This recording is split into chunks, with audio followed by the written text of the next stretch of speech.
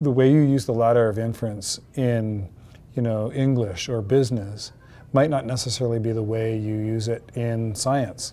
And the interesting thing is that when the students come into the classroom, Peter was talking about the fact that, a student will come into the classroom and they're saying, well, I've been using the ladder of inference, and is that what we're doing today? Okay. And then when you start to talk about how you're going to use the ladder of inference, it's not exactly the same.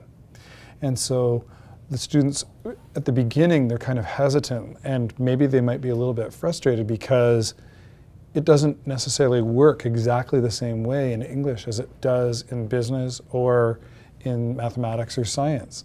But the neat thing is, and the good thing for me is, the really kind of exciting thing for me is when that light bulb comes on and when they realize, oh, okay, this tool that I've been using in business or English, I see now how to use it, right? I've talked before about, me having the epiphany of how to use the ladder of inference.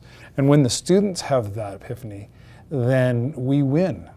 We win as educators because we've actually allowed them to make that connection as to how to learn, how to leverage the tool so it works in a whole bunch of different situations.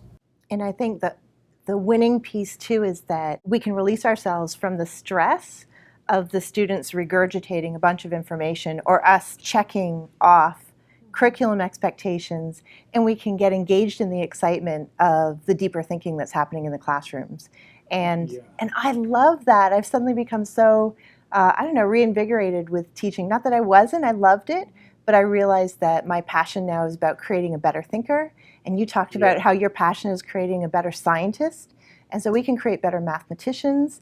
And that's our goal now. It's not the goal of that, boy, did you know Hamlet really well, but that I've helped you think more deeply. Right. That's exciting. And the interesting thing is like, not only do they know Hamlet really well, but when they go to Stratford and they're watching Romeo and Juliet or The Merchant of Venice, they actually get it better because they've been through this process with Hamlet. Or it doesn't even have to be drama, but when they apply it to something that's the same but different, then they start to really kind of understand how, the playwright in this instance formulated it and built it, right? Which is really, really, I think rewarding.